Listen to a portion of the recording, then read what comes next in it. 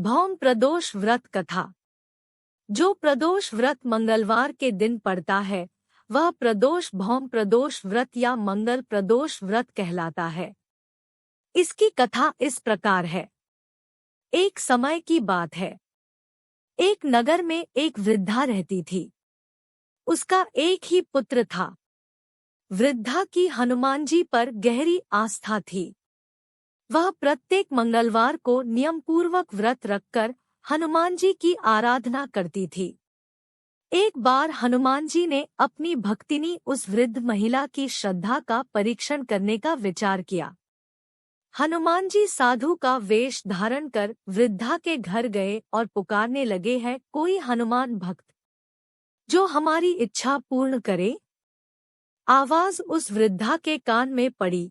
पुकार सुन वृद्धा जल्दी से बाहर आई और साधु को प्रणाम कर बोली, आज्ञा महाराज। हनुमान वेशधारी साधु बोले, मैं भूखा हूँ, भोजन करूँगा, तुम थोड़ी जमीन लीप दो। वृद्धा दुविधा में पड़ गई।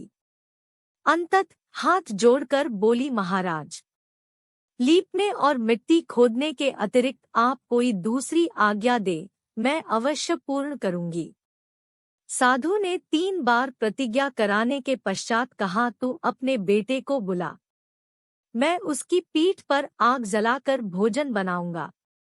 यह सुनकर वृद्धा घबरा गई, परंतु वह प्रतिज्ञाबद्ध थी। उसने अपने पुत्र को बुलाकर साधु को सौंप दिया। वेशधारी साधु हनुमान जी ने वृद्धा के हाथों से ही उसके पुत्र को पेट के बल लिटवाया और उसकी पीठ पर आग जलवाई। आग जलाकर दुखी मन से वृद्धा अपने घर में चली गई। इधर भोजन बनाकर साधु ने वृद्धा को बुलाकर कहा, उनका भोजन बन गया है, तुम अपने पुत्र को पुकारो ताकि वह भी आकर भोग लगा ले। इस पर वृद्धा बोली, उसका नाम लेकर मुझे और कष्ट न दे। लेकिन जब साधु महाराज नहीं माने तो वृद्धा ने अपने पुत्र को आवाज लगाई। वह अपनी माँ के पास आ गया। अपने पुत्र को जीवित देख वृद्धा को बहुत आश्चर्य हुआ और वह साधु के चरणों में गिर पड़ी। तब हनुमान जी अपने वास्तविक रूप में प्रकट हुए और वृद्धा को भक्ति का आशीर्वाद दिया। बजरंगबली की जय। हर हर महादेव।